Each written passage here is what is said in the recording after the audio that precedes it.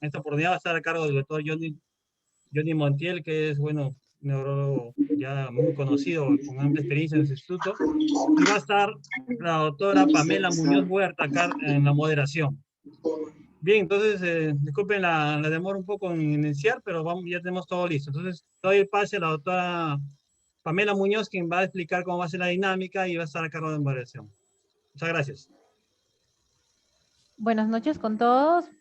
Buenas noches al grupo del Comité Científico del Cuerpo Médico. Buenas noches, Johnny.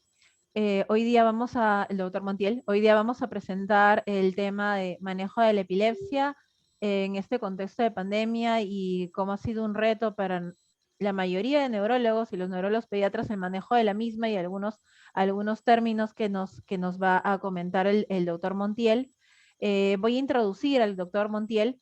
El doctor Montiel es pediatra, neurólogo pediatra, y ha hecho un fellow de epilepsia. El doctor Montiel es epileptólogo. Ha hecho un fellow de epilepsia en Chile hace unos 3 años y trabaja en nuestro Instituto Nacional de Salud del Niño. Es actualmente jefe de servicio de nuestro servicio de neurología y él nos va a conversar hoy día el tema de conversando con el experto, el manejo de la epilepsia en este contexto de COVID-19. Él nos va a hacer una breve exposición del tema y luego vamos a hacer una ronda de preguntas para afianzar algunos temas y algunas dudas que pueda tener el público objetivo. Adelante, doctor Montiel. Buenas noches con todos, amigos, maestros. Un gusto y agradecido por la invitación. Y entonces empezaremos este tema que me parece muy importante, muy interesante. Bien, voy a compartir, ¿les parece? Sí, puedo compartir, ¿verdad? Ya. Bien. Estoy compartiendo. Sí, estamos viendo que está abriendo su pantalla. Sí, doctor. Perfecto, muy bien. Entonces empezaremos. Bueno, disculpe, doctor, todavía no lo vemos, está empezando a compartir, pero todavía no vemos ninguna diapositiva. A ver, Sí, vamos esperamos a ver. a que empiece a compartir. Ahora sí, ya está listo. ¿Estamos bien? Ahora sí. Perfecto. Bien, voy a conversarles acerca de este tema interesante, epilepsia COVID-19. Acá he puesto 2019. Bueno, pero en el contexto infantil.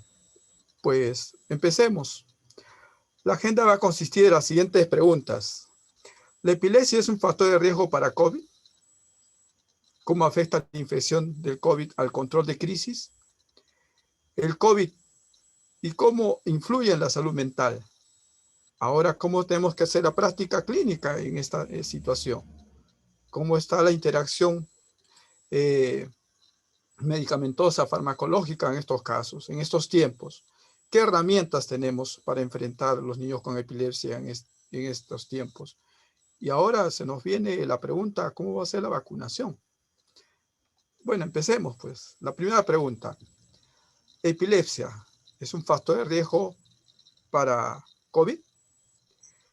Primero tenemos que empezar cómo surgió esta enfermedad para hacer un pequeño paréntesis. En primer lugar, lo que está escrito es que aproximadamente 1.5% en la gran mayoría de estadísticas, desde la primera que apareció en Wuhan y las diferentes establecidas y señaladas por el Centro de Enfermedades de China y estudios de los Estados Unidos, pues mencionan en torno a 1.5% de niños y adolescentes menores de 20 años que cursan con COVID. Sobre esa base, pues miren, ¿cuántos de ellos hacen enfermedad grave? Enfermedad grave hacen en torno al 1%. Y se ha visto en estudios de China, enfermedad grave, pacientes que hacen COVID, niños y adolescentes, en torno a 0,9% a la edad entre 0 y 14 años de edad.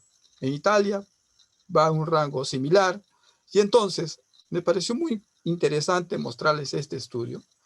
Un estudio como varios que existen, que hicieron el año pasado acerca de las características de estos niños con COVID. Y es lo que les había manifestado acerca, en resumen, de la información. Pero, ¿qué más hay en este artículo?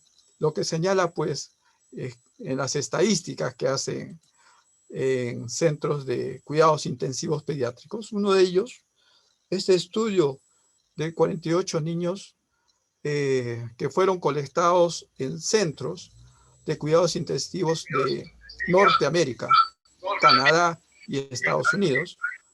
Vemos acá que la edad de estos niños era entre 4 y 16 años, y lo que les quiero mostrar es que las comorbilidades que tenían estos niños que habían llegado a UCI, principalmente eran problemas de inmunosupresión, problemas complejos. ¿A qué se refiere? Niños que estaban con traqueostomía, acompañados de retraso, postrados, con problemas genéticos. Estos son los factores más frecuentes que encontraron en aquel estudio.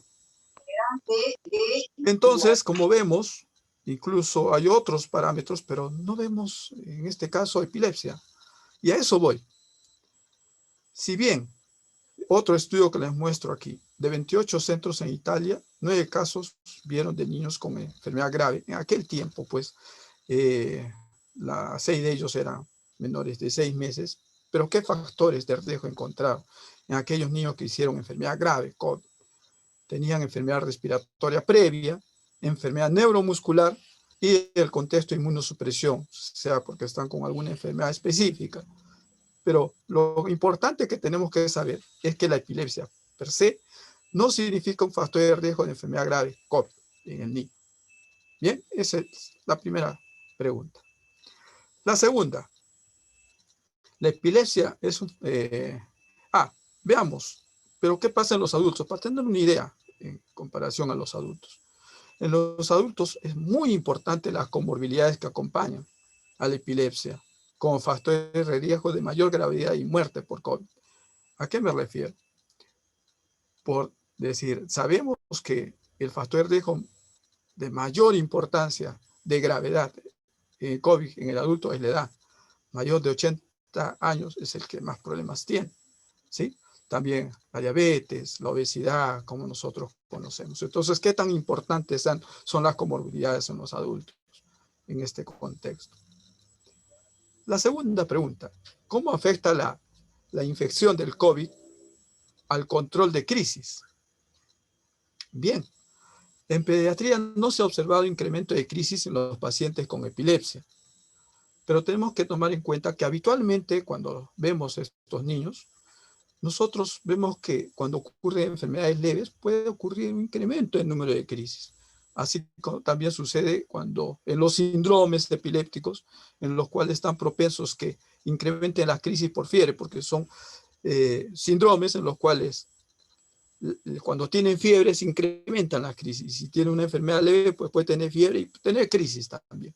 Pero esto puede suceder con cualquier enfermedad trivial. O sea, de per se, el COVID no es un factor de incremento de crisis. En adultos, para conocer también y hacer una comparación, pues la enfermedad de COVID grave en el adulto tiene que ver también con el compromiso multiorgánico y metabólico que acompaña esta enfermedad, más que por la misma enfermedad. Y, por ejemplo, el compromiso cerebral por encefalopatía hiposisquémica, metabólica, qué sé yo.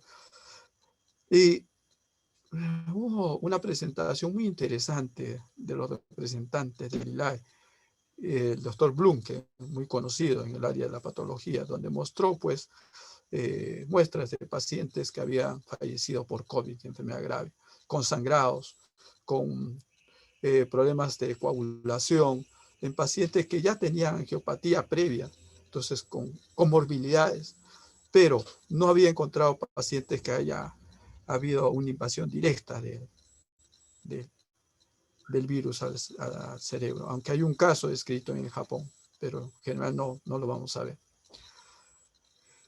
La enfermedad COVID, entonces, de por sí no incrementa el riesgo de crisis en el paciente epiléptico. Bien, esto debe quedar claro. Pero hay algo importante. ¿Qué ha pasado con el COVID y la salud mental? ¿Ha habido impacto psicosocial del COVID en el niño y la familia? Sí, porque rompe la rutina del niño. No asiste al colegio, no hace terapia, por lo tanto, el niño también puede tener trastornos del sueño. Esto incrementa el riesgo de crisis. Por otro lado, el padre que ahora tiene que estar con el niño, cómo voy a trabajar, y otras situaciones, estar aislado, perderé mañana mi trabajo. Estas situaciones provocan estrés, pues. Este es un trabajo muy interesante que les quiero mostrar. Este es un trabajo donde se hizo una encuesta a niños y sus cuidadores, en un total de 277 niños en España, los cuales, como ven, tienen encefalopatía epiléptica y del desarrollo, aquel tipo de síndrome epiléptico caracterizado por gran carga epiléptica de crisis o eléctrica y que además tienen retraso de desarrollo y esos componentes, con diferentes características genéticas, como ustedes ven. En suma, este total de 277 niños, lo que vieron es que durante el tiempo, en el primer mes, en abril, pues vieron que hubo un deterioro de las crisis en el 14%, pero además hubo trastorno de la conducta en 30%, la tercera parte. Eso también se ha visto en los adultos. ¿Y por qué razón ha pasado esto? ¿A qué atribuyen esta situación? Pues atribuyen a que al inicio los padres no venían al hospital con sus niños por el temor a contagiarse. Por lo tanto, perdían las citas. ¿Ya? Ese es uno. El otro problema es que la disponibilidad de la medicación, no podían tener disponibilidad de la medicación, o no tenían el contacto pronto con el neurólogo para hacer la consulta, la guía correspondiente. Ese es el otro problema. ¿Y esto a qué ha traído? A que en estos niños se vea bastante ansiedad, depresión, acompañado de que no tienen un espacio donde ellos puedan jugar, donde normalmente rompen su rutina, y eso también afecta su conducta de estos niños. A eso se suma que no solamente en el campo de la atención infantil, después se suma el problema en conjunto, niño y padres. El padre también está con la ansiedad. ¿Cuándo voy a trabajar? ¿Cómo se va a complicar esta vida? ¿Cómo resuelvo la falta de medicinas? Mi situación socioeconómica, eso también provoca estrés. Bien, entonces hemos visto que no solo ha habido la pandemia, ha traído problemas como las crisis mismas, sino también en la salud mental. Bien, entonces, ¿qué nos lleva a realizar nosotros en la práctica clínica en esta etapa de pandemia? Lo que tenemos que entender es que tenemos que hacer que nuestros niños reciban la información, mejor dicho, los padres, de cómo enfrentar la enfermedad, cómo recibir las consultas. Decirles que tienen que venir a las visitas cuanto sea posible y en ciertas circunstancias enseñarles cuándo hacerlo. Pero además, hacer simple la prescripción de medicina, me refiero a hacerlo sencillo, entregarles lo más pronto posible, hacer recetas más largas de lo habitual. Si hacía 2 meses, pues dale para 3 meses, tal que garantices que tome su medicación habitual. A enseñarles a acudir a emergencia. ¿En qué situaciones? Si la crisis es atípica, no es la misma crisis que siempre tiene. Si el postictal es muy prolongado o la misma crisis ha causado que el niño se lesione, en esas circunstancias tendrá que ir a emergencia. Bien, ha habido la presencia de otras alternativas en este tiempo, como es la telemedicina, y vamos a hablar más después, pero es importante porque acerca al neurólogo al paciente para recibir los consejos de manejo. Aquí también es importante el manejo no solo desde el punto de vista de la crisis, como hemos visto, el problema de salud mental, el comportamiento del niño. Por lo tanto, es importante orientar al paciente dónde va a contactar, con quién va a contactar, ¿sí? Es muy importantísimo. Bien. Ahora, pasamos a otro punto. El punto de la interacción de fármacos. Uno de los puntos, como les había dicho, el aumento de crisis y el cambio de comportamientos Bueno, la situación de la crisis es la disponibilidad de los medicamentos, una situación muy importante. Entonces nosotros tenemos que buscar la manera de asegurar su acceso a ellos. Y además, el acceso a los medicamentos de emergencia. Es algo que también debemos enseñar y debemos implementarlo. Por ejemplo, los pacientes que convulsionan con frecuencia, que es en crisis con frecuencia y que lleva a que con frecuencia también visite las salas de emergencia por estatus epiléptico o por crisis frecuentes. ¿Por qué no enseñarles a manejar estas crisis con medicación en casa, preventivos o abortivos, de que lleguen al punto de llegar a estatus de emergencia? Enseñarles y reforzarles que estos medicamentos pueden seguir usando en este tiempo de pandemia. Estas sugerencias que nosotros damos también van a depender en qué situación estamos de la pandemia. Ha habido momentos en que hemos estado en el brote máximo y realmente a nosotros no tanto nos ha afectado como a los adultos, en los cuales los hospitales han estado ocupados y la disponibilidad de centros donde puedan recibir la medicación o cómo recibirlo, pues se ve limitado también. Entonces, eso también hay que considerar, y la infraestructura, los recursos que disponemos. Bien, una manera interesante que está realizando el Instituto de Salud del Niño es, por ejemplo, en este tiempo, el de enviar la medicación a domicilio a los niños con epilepsia y enfermedades crónicas. Muy interesante, es un punto a favor que va a ayudar a que estos niños accedan a la medicina. ¿Sí? Ahora, como les decía, sugerirles que la medicación pueda ser por más tiempo, la accesibilidad, dar recetas que nos permitan darlo para 3 meses, por decir, algo que tenemos que ir conversando con los sistemas que nos permitan hacer esto. Y otra cosa más, también tomar las decisiones de hacer algunos cambios si realmente lo meritan. Por ejemplo, si a un niño es momento de retirar la medicina, ver si las condiciones ambientales de la situación permite hacerlo, y si no, esperar un poco. No hacerlo de inmediato, esperar, darse su tiempo, si el niño está estable. Lo otro, algo interesante, los pacientes graves, los medicamentos que mayormente usan son los esteroides como tratamiento antiinflamatorio, porque sabemos que el primer sitio de choque es a nivel pulmonar y se produce un proceso inflamatorio severo. Y el corticoide es lo que en UCI se usa con mayor frecuencia. ¿Pero qué tiene que ver esta medicación? Que es fuertemente afectado cuando se usa medicamentos anticrisis inductores. ¿A qué me refiero medicamentos anticrisis inductores para entender?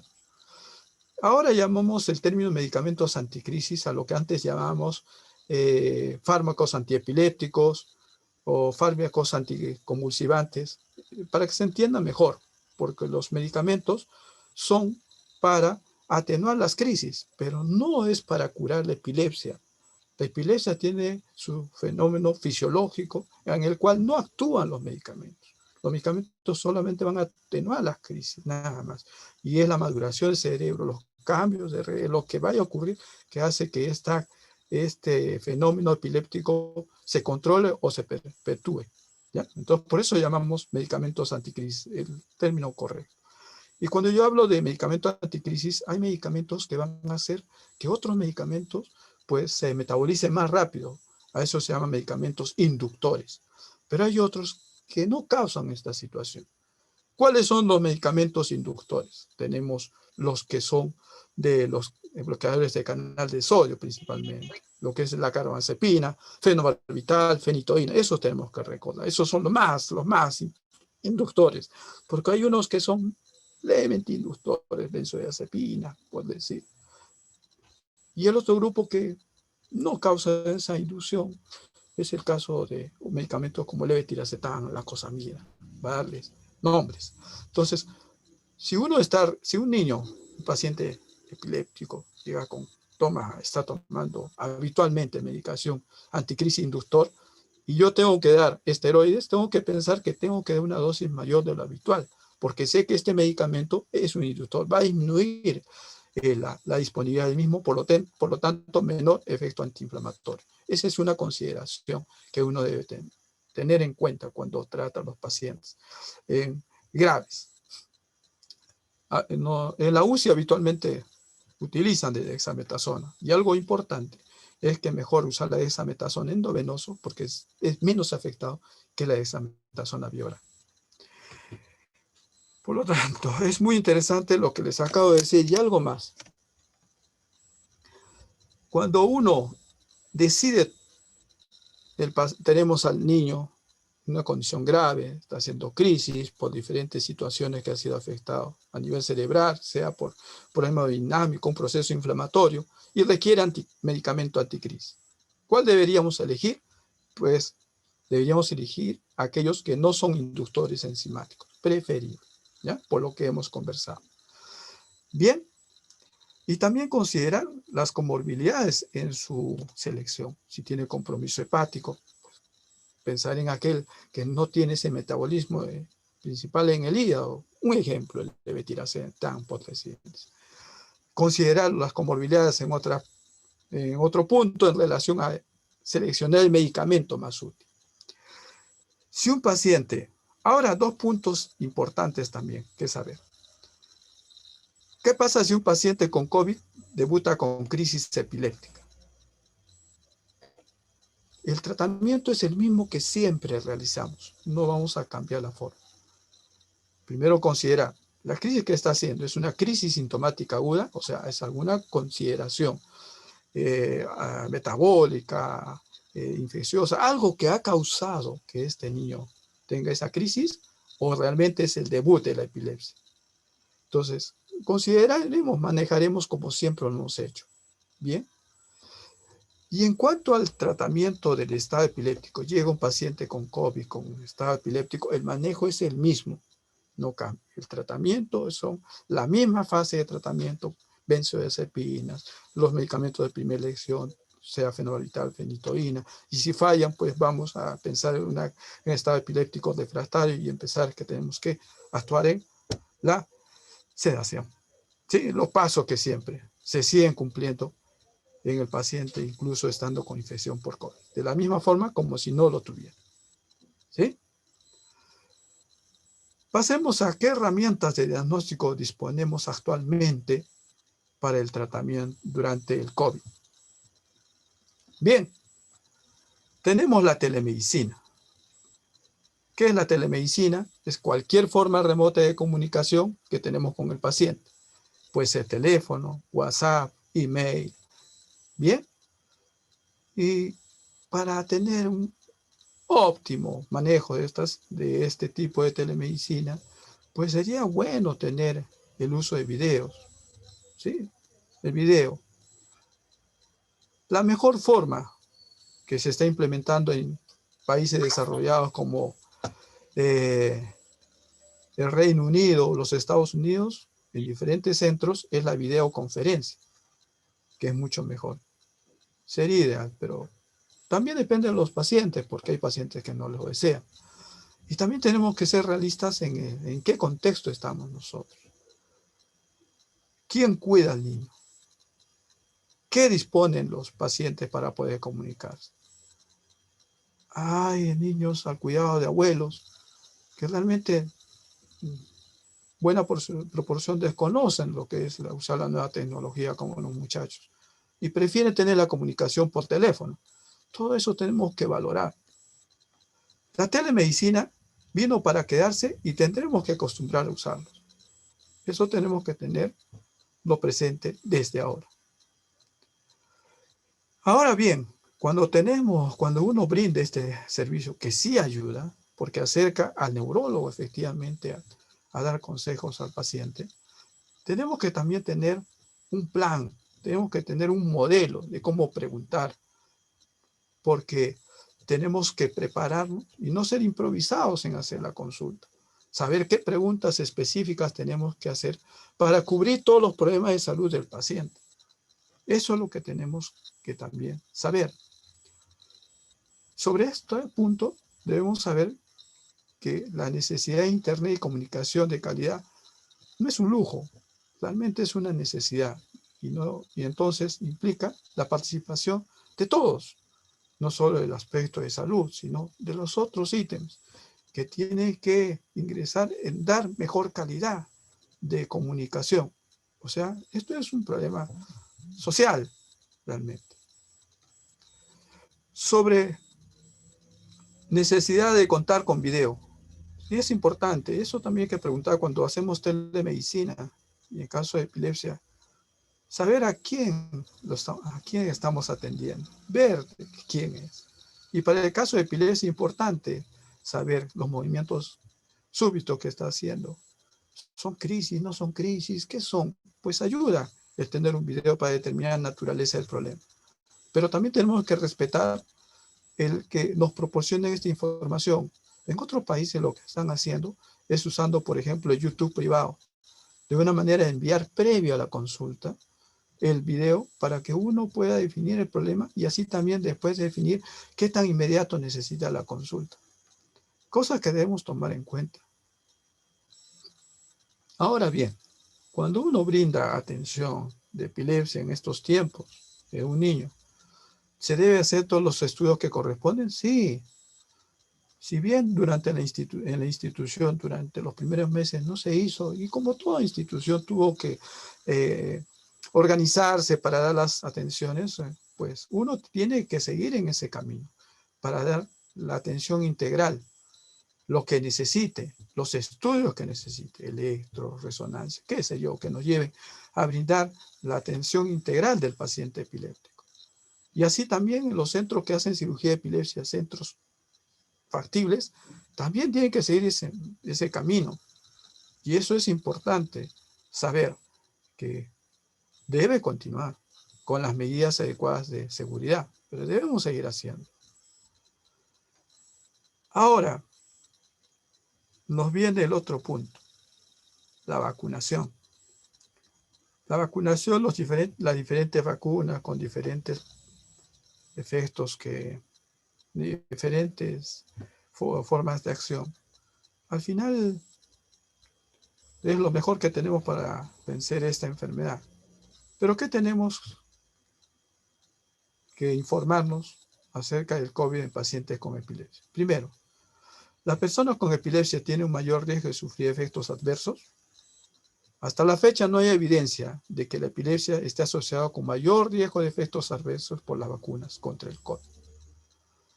Para las personas con epilepsia, el riesgo de infección por COVID y las posibles complicaciones superan con creces el riesgo de efectos secundarios de la vacunación. Eso es muy importante.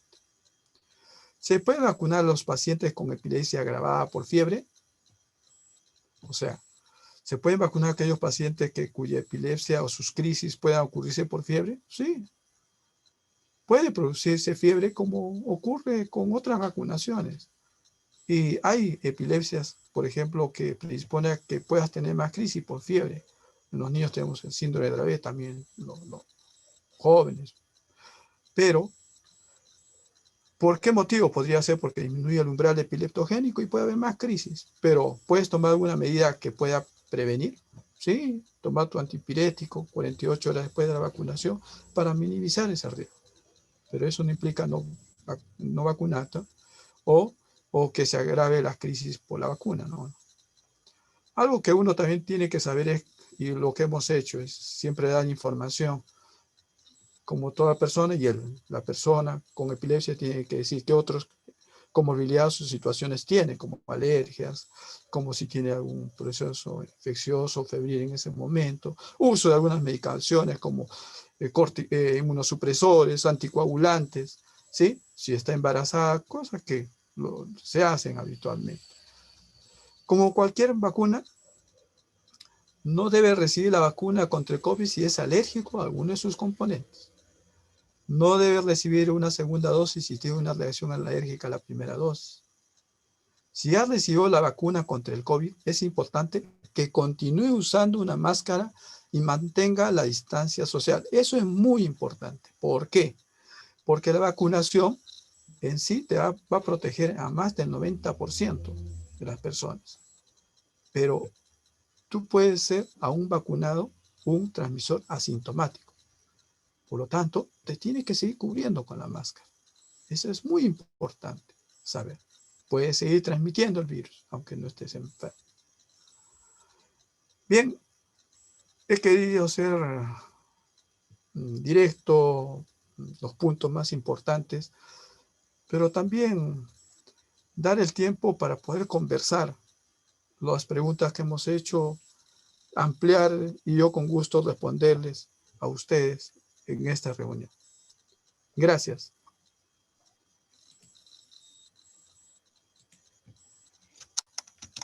Gracias, Johnny, por tu exposición. Mientras vamos esperando alguna pregunta en el chat, habría tal vez algunos puntos para conversar. Primero, en cuanto a la epilepsia, ¿no? ¿La epilepsia es rara? ¿Es raro tener epilepsia o es muy frecuente, ¿no? Porque está hablando de epilepsia, COVID, tratamiento, ¿no? ¿Epilepsia es una enfermedad, es una condición muy lejana o no? Ese es buen punto. Mire, la epilepsia no es raro, para empezar. Tenemos que entender que la epilepsia es un problema de salud pública. En torno a 60 millones en el mundo son epilépticos.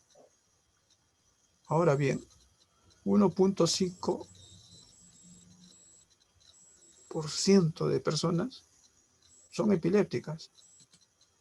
Y otra cosa más que les quiero informar. Cada año, 500 niños nuevos diagnosticados de epilepsia por cada millón de habitantes ocurre. Nosotros somos 30 millones. Si son 500, quiere decir que somos ¿cuántos? 15.000 nuevos casos de niños con epilepsia. ¿Sí? Y pensar que de esos 15.000, el 70% vamos a poder controlarlos con medicación y el 30% va a ser difícil de controlarlos. Son aquellos niños refractarios a tratamiento. Y si cada año son 15.000 niños, ¿cuántos niños ya han habido previamente? Vean la cantidad de niños que tenemos con epilepsia. Entonces, ahí la importancia de saber este tema. Y saber porque, como les digo, es un problema de salud pública y todos tienen que saber manejar. Y es por eso que también el interés de qué hacer en este tiempo de COVID. ¿Sí? Nos acaban de hacer una pregunta sobre vacuna, ¿no? El caso de una causa específica de epilepsia, ¿no? Que es como las epilepsias autoinmunes, ¿no? En vacunación para el COVID, ¿varía si fuera algún tipo de virus? ¿Hay alguna recomendación si fuera un virus atenuado, un vector, un ARN, o hay alguna recomendación especial?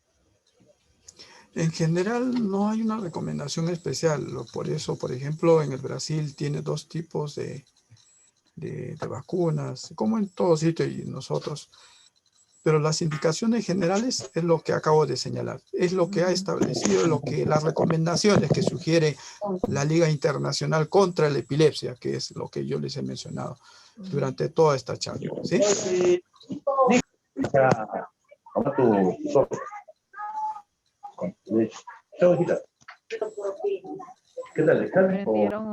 Si pueden apagar sus micros, sí.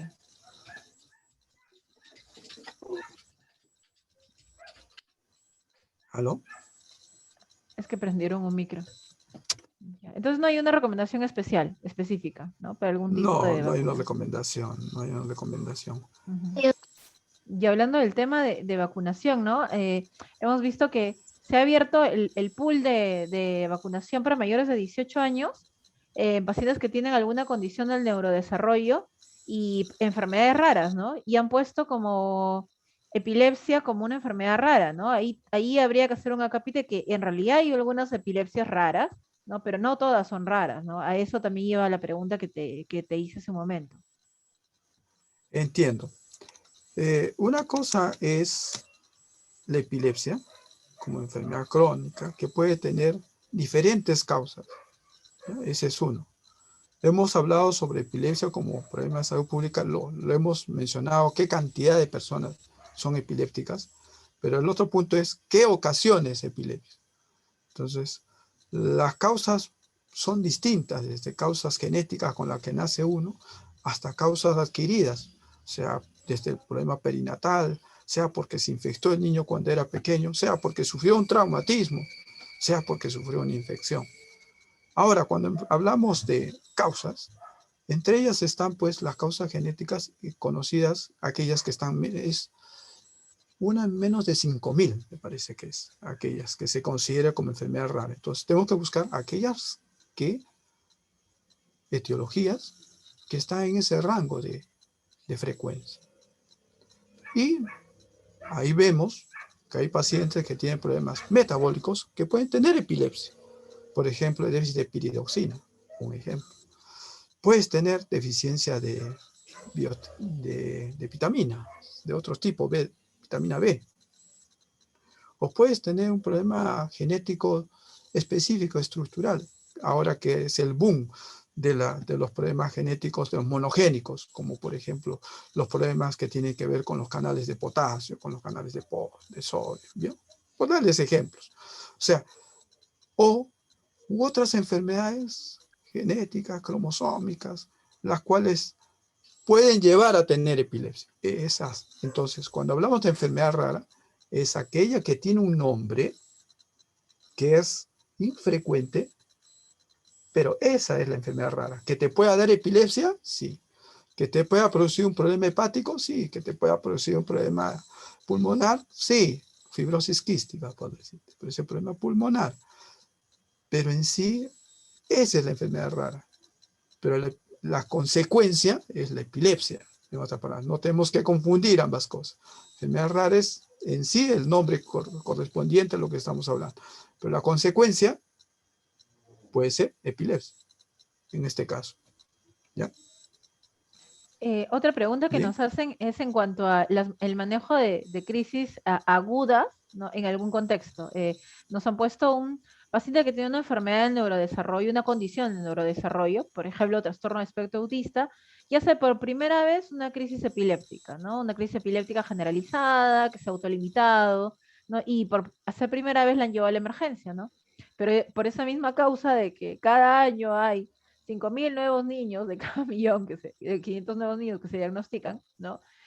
No puede tener acceso a una cita pronta, ¿no? Entonces, acá las doctoras de emergencia nos preguntan, en realidad, ¿qué deberían hacer con ese niño que en el contexto de esta pandemia, donde también los consultorios son pocos, ¿no?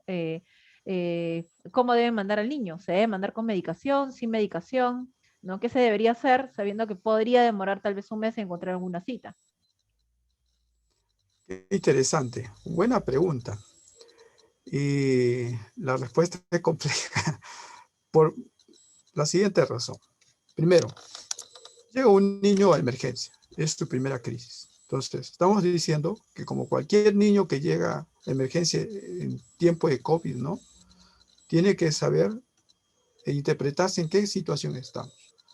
¿Tiene una crisis sintomática aguda? ¿A qué se refiere? ¿El niño tuvo fiebre por alguna circunstancia y ocasionó la crisis? ¿O es que ha hecho fiebre y en ese contexto es un niño de 1 año, 2 meses, pero está teniendo un problema de conducta, trastorno de su comportamiento más irritable, tendrá meningitis? Tener que hacer el estudio que corresponda. ¿O será que el pequeño ha llegado porque tenía diarrea y en el contexto de diarrea se deshidrató y llegó deshidratado y convulsionó? Entonces tengo que pensar, de repente es un trastorno por la deshidratación. Entonces, aún siendo autista, tengo que ver qué cosas más acompañan a la situación. ¿Fue porque le dio este problema infeccioso asociado? Entonces, eso significa que uno tiene que valorar en qué punto está. Si yo pienso que es un problema sintomático agudo, trato el problema que lo está ocasionando. Si sé que podría tener una infección, tendré que hacer los estudios que corresponden. Si sé que es un trastorno metabólico, tendré que corregirlo. Y eso no implica dar un tratamiento. Excepciones. Si yo tengo un paciente que tiene meningitis, está inflamado el cerebro. Es como cuando uno está con un problema inflamatorio pulmonar, va a seguir tosiendo. está inflamado el cerebro, vas a seguir convulsionando. En ese momento, en esa situación, siendo una crisis sintomática aguda, le das tratamiento solo por el tiempo de la enfermedad. Después se lo vas a suspender. Bien, eso implica que no siempre tienes que dar tratamiento anticrisis desde la primera crisis. No, tienes que valorar en qué circunstancias se está pasando. Si es un niño que está haciendo crisis anteriormente y además en esta situación te llega a emergencia y te vuelve a hacer crisis, tú pensarías, bueno, estas crisis se están repitiendo. Esto cumple el concepto de epilepsia. Aquel niño que tiene crisis tiene una enfermedad la cual tiene crisis repetidas porque el cerebro está predispuesto a hacerlo sin ninguna causa. Por lo tanto, es epiléptico. Y para entenderlo mejor, sacaron las definiciones de que aquel que tiene 2 o más crisis en un tiempo de diferencia de más de 24 horas, debes pensar que es una persona epiléptica. Y si esta persona epiléptica, por ejemplo, tiene, por decir, esta persona hace una crisis, le haces una imagen y tiene un cisticerco, pues aún en esta época dices, pues tiene un 60% que va a seguir convulsionando, tengo que tratarlo, tengo que dejar la medicación.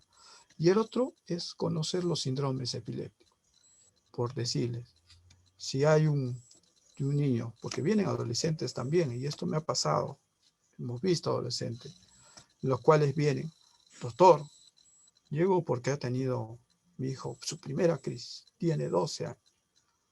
Bien, ¿qué hago? El niño es un niño que rinde bien, nunca ha tenido problemas, no hay antecedentes de epilepsia en su familia.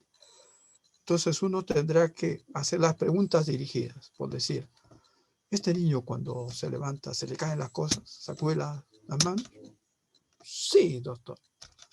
Bien, entonces estamos en un contexto de un tipo de epilepsia que ocurre, se da, que empiece, se da, que puede verse lo primero una crisis generalizada, pero ya que tenía otros tipos de manifestaciones que hacían el contexto de la epilepsia mioclónica juvenil, por decir, ¿ya? Entonces, he ahí que el niño que viene por primera vez tiene que aclararse en qué situación está. Si yo pienso que es una crisis sintomática aguda, lo trato como tal. Si tengo la sospecha que está haciendo crisis frecuente, o como les he puesto este ejemplo, pues le doy el tratamiento.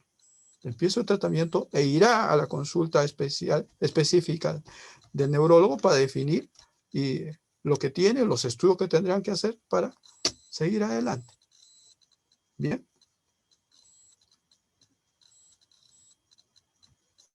Otra pregunta que quería, que acaban de hacer. Y muchos niños no tienen acceso a un centro de salud cercano, ¿no? Y podrían tener en este contexto que ha pasado en los primeros meses de pandemia que no hubo medicamentos, ¿no? Hubo muchos meses donde faltaron medicamentos básicos, valproato, clobazam, hasta benzodiazepinas, que usualmente se encontraban, no hubieron. Hubo un par de meses que no hubo medicación, porque la gran mayoría hasta se importaba. Y podrían perder su cita o la continuidad y podrían tener una crisis, ¿no? Y algo que se debería y que el pediatra debería saber y el médico de emergencia debería explicar es aplicar midazolam o diazepam en caso de crisis prolongada. ¿Tú qué opinas? ¿Y qué es lo que tú recomendarías, se le enseña al padre para utilizar en el caso de una crisis prolongada? Experiencias al respecto existen.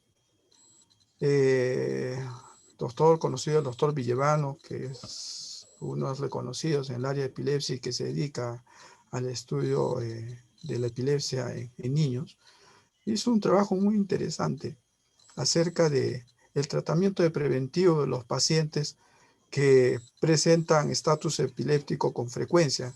Hay niños que vuelven y vuelven y vuelven a su estado porque hacen crisis frecuentes. Entonces lo que hizo el doctor en este estudio es darle benzodiazepina, en este caso clonazepam.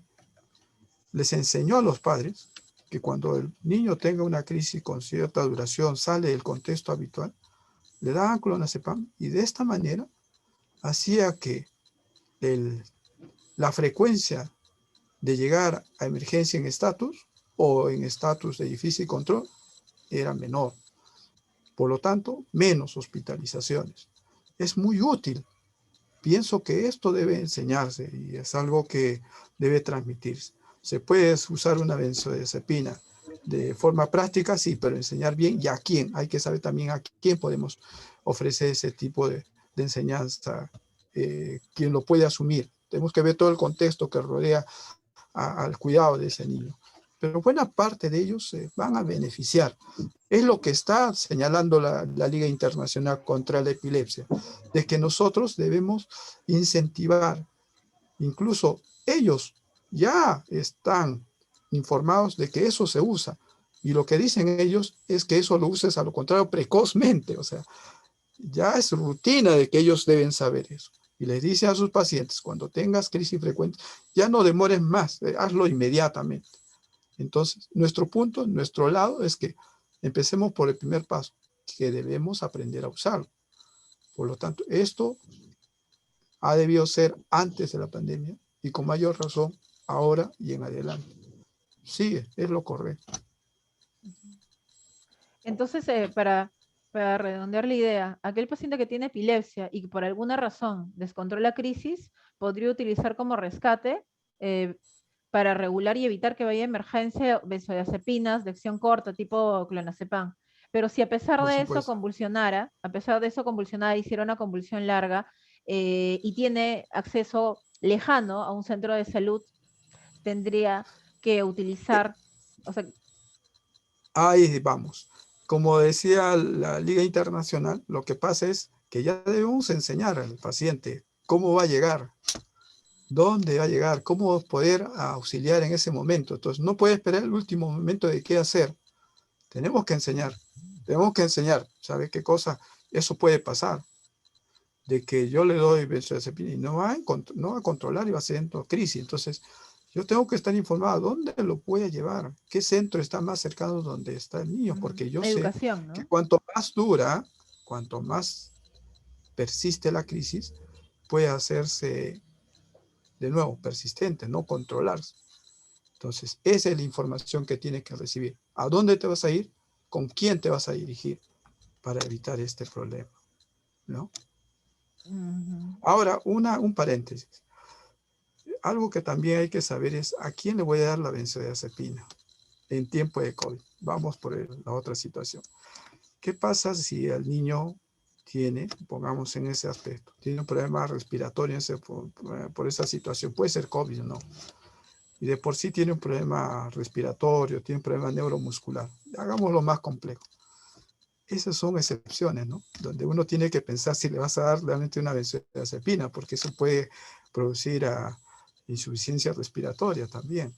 Son excepciones. Vean, estoy mencionando excepciones. Por eso que tengo que conocer el paciente. Tengo que saber a quién le voy a sugerir que lo haga. ¿Qué tipo de paciente puedo sugerir el poder dar benzodiazepinas? Bien, entonces son puntos excepcionales que debemos tener en cuenta también.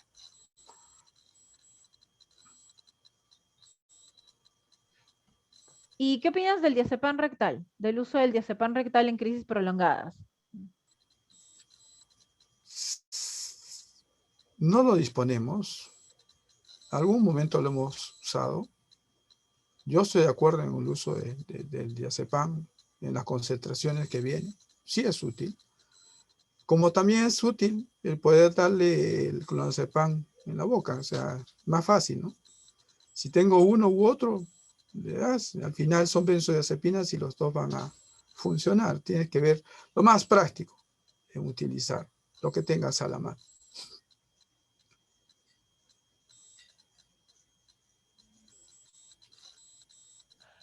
Algo que también hemos visto es que un paciente que ya tiene el diagnóstico de epilepsia y qué es lo que ha pasado ahora en la pandemia, ¿qué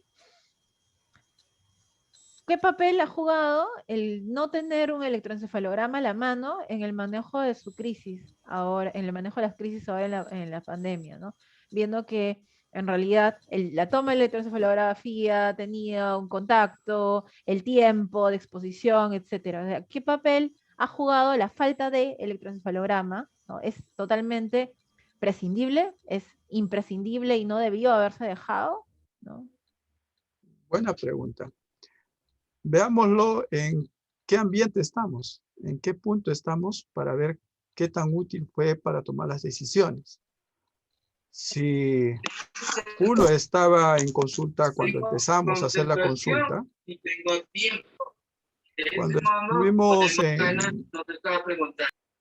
Perdón. Bueno, Fue un micro. lo que decía, durante la atención ambulatoria, nosotros hemos realizado el diagnóstico como lo sabemos. El diagnóstico de epilepsia es diagnóstico clínico, para empezar. Por lo tanto, hecho una historia adecuada, uno puede decidir si el paciente tiene epilepsia o no, salvo excepciones en las cuales los eventos súbitos sean duda de que realmente sea una crisis o no. Pero la gran mayoría uno puede saber si es una persona epiléptica o no. Entonces, estoy hablando de presencial. Y si en virtual, lo mismo. Lo que pasa es que virtual es qué tipo de medio usas para comunicarte. Si puedes usar un video, te ayuda bastante. Con un video puedes saber, te puede orientar qué estás viendo. Y clínicamente podrías saber si realmente son crisis y según la historia, si el paciente tiene epilepsia. Bien, entonces como un primer paso, el electro no va a ser indispensable para que tú decidas en que un paciente es epiléptico o no. Estoy hablando en consulta ambulatoria. Por lo tanto, ¿es de ayuda? Sí es de ayuda. Saber y redondear lo que tú estás pensando y en base a ello determinar si es posible un síndrome epiléptico, que significa la clínica y la actividad eléctrica, y sobre esa base saber qué medicamentos van a ser los mejores, maravilloso. Por eso que al inicio, debido a que todo estuvo bloqueado, como ocurrió en todo el mundo, la disminución de pacientes para diagnóstico, la disminución de pacientes para hacer exámenes, ha pasado y nos sigue pasando. Pero ya es hora de ponerlo a funcionar. Todo a su tiempo. Si no se puede en aquel momento, bien, pero no quiere decir que sigamos en el mismo camino. Tenemos que tener. Porque como les he dicho, hay pacientes en los cuales uno tiene que aclarar qué vas a hacer. Hoy día viene un paciente el cual tuvo síndrome de West. Hoy tiene 5 años. Viene de provincia. Y me dice, doctor, está tomando varios medicamentos y sigue convulsionando. Le han dado por video. He tenido mi telemedicina, pero sigue, me han cambiado medicinas. Bien, y me cuenta, tiene esta crisis, doctor. Y eran crisis tónicas.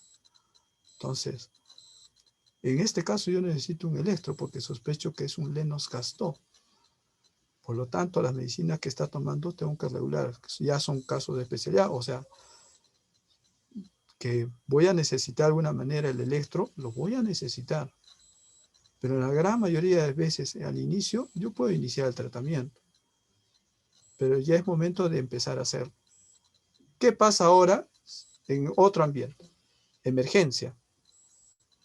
Emergencia es el paciente donde llega el niño con crisis, pero después, si lo sedas y el paciente no despierta, puede estar en estatus epiléptico no convulsivo. Por lo tanto, necesitas un electro. No hay otra manera de saber si el paciente está en estatus epiléptico no convulsivo. Es útil, necesitas un electroencefalograma. Tienes que hacerlo. Es el otro contexto. Y hay casos en los cuales vienen con eventos súbitos que no sabes si es una crisis o no, y que deberías tener un electro en ese momento. Han venido por emergencia. Por ejemplo, niños que han tenido espasmo, y que eran espasmos en el contexto de niños normales, síndrome de Fegerman. Fue muy interesante estos tiempos donde vinieron varios niños con síndrome de West, y llegó este niño que son niños normales, que pueden hacer crisis muy parecidas a los espasmos, pero que no es epilepsia. Ese es lo que les estoy comentando en este momento. Y que para ello tomamos nuestro tiempo, le hicimos un electro hospitalizado al día siguiente y aclaramos la cosa. ¿Vieron? así puedes decidir cosas y es necesario tener estas herramientas, sí es necesario. Pero indispensable en todo momento, no. Porque el diagnóstico inicial de epilepsia es clínico. Entonces tienes que saber en qué ambiente estás y por lo tanto vas a necesitarlo según las circunstancias. Bien.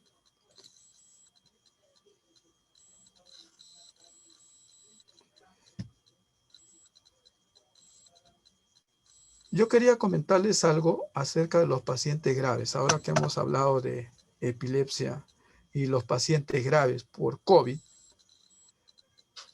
en el Instituto de Salud del Niño, les contemos nuestra realidad. Esta fue información que agradezco al doctor Tasaico me haya proporcionado, en el cual les informo. Durante este año, como les he dicho, la enfermedad grave por COVID en los niños va en torno a 1.5%, como habíamos hablado. Durante todos estos 5 meses, hemos tenido 15 pacientes en UCI por COVID. ¿Ya? De ellos, 2 han tenido problemas neurológicos. Sangrado, uno de ellos. Y falleció. Hay un trabajo grande que están haciendo en Villa El Salvador sobre pacientes con enfermedad grave. Ya tienen 63 pacientes. Y lo que vieron inicialmente es que los primeros pacientes que ellos veían, el 80% de ellos tenían edad entre 2 años, en torno a los 6 meses más o menos. Pero ha pasado el tiempo y ahora el 80% está entre 8 y 12 años.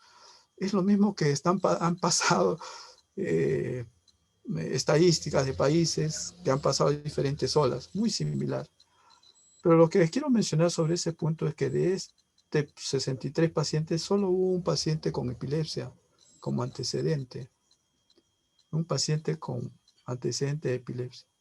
Y si bien 2 pacientes tuvieron en el camino unas consecuencias neurológicas, ellos tuvieron hemorragia. ¿A dónde voy? Es como le estoy diciendo, la epilepsia no es un factor de riesgo. Eso refuerza que la epilepsia no es un factor de riesgo para una enfermedad grave. Eso tenemos que tenerlo claro. Y que puede haber otras consecuencias neurológicas por la misma enfermedad, sí, depende de la gravedad. Y las situaciones que puede causar son distintas, de tipo inflamatorio, hemorragia también puede haber, por eso que usan trombolíticos, puede haber accidentes cerebrovasculares también, por eso que usan trombolíticos, y el caso de antiinflamatorios, que esos son los 2 medicamentos principales que usan en UCI. Y solo hacer un paréntesis sobre el uso de los anticoagulantes. Aquí no se usa la warfarina. Lo que usa en UCI es la enoxaparina.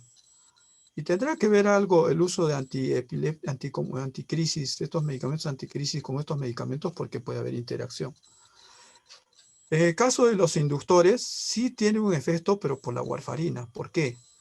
Porque los inductores enzimáticos actúan a nivel del citocromo P450.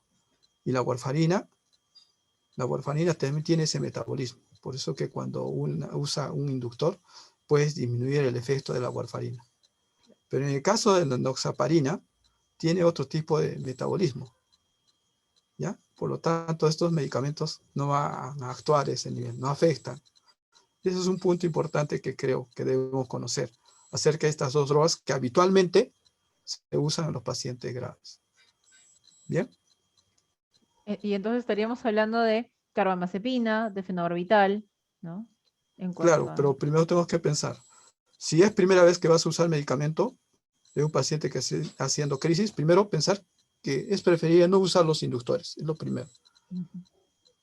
No uso los inductores, uso otro tipo de medicina, por ejemplo, levetiracetam, eslacosamida, que no son inductores y por lo tanto este niño puede que reciba otros tipos de medicinas y que si tuvieras un inductor puede hacer un efecto de interacción como con los esteroides, como les digo.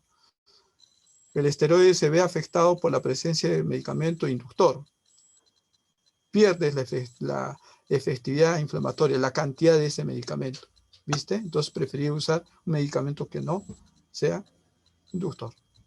Pero si es un niño que siempre usaba inductores, llegó a emergencia, está en una condición grave, tiene uno que pensar de que si ese niño está siempre recibiendo esa medicina y no está haciendo crisis, entonces esa medicina siempre lo usó y hay que seguir con esa medicación, no hay que cambiarlo si las circunstancias urgentes no lo requieren. Si con eso está controlado, sigue adelante, porque a veces el cambiarlo te va a ir peor.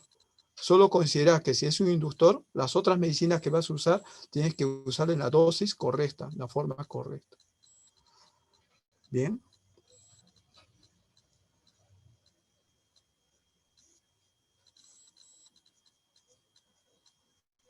Muy bien.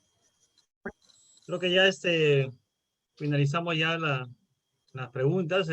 Quiero agradecer a nombre del comité científico al doctor Johnny Montiel, amigo y bueno, brillante profesional. Creo que el tema ha sido muy puntual, hemos entendido, incluso los que no somos de la especialidad, también muy interesante nos ha parecido. Agradecerle por esa brillante posición concreta y las preguntas también han servido para también dar algunos alcances más sobre ese importantísimo tema. Agradecemos por el apoyo en bien del enriquecimiento científico de todo el cuerpo médico. Gracias, doctor Montiel. Y primero, agradecerles a ustedes, doctora Pamela, doctor Carlos, amigos todos los que están presentes, muchas gracias por acompañarme. Hay buena cantidad y maestros que los veo y felicitarlos también por esta forma de enseñanza, porque ese es el otro punto que también dice la Liga Internacional contra la Epilepsia. No solamente la atención, también la investigación y la enseñanza. La telemedicina ha llegado para no irse y esta va a ser nuestra nueva era, nuestra nueva forma de aprender las cosas. De verdad, así va a ser. Así que estamos obligados a aprender todos. Muchas gracias nuevamente a todos ustedes y para servirles en otra oportunidad. Muchas gracias. Antes de finalizar, bueno, también agradecer a la doctora Pamela Muñoz que ha hecho una muy buena moderación y a todos los asistentes y participantes durante esta noche, comentarles que seguimos con lo planificado como comité científico, estamos en este contexto de charlas conversando con el experto, que son quincenales, y anunciamos para junio los dos temas también muy importantes. Uno va a ser trastorno por déficit de atención con hiperactividad, y el segundo tema va a ser emergencias y urgencias en tiempo de COVID. Ya estaremos mandando los afiches respectivos con la publicidad. Bueno, muchas gracias a todos por la atención y especialmente a doctor Johnny Montiel. Buenas noches. Gracias a todos.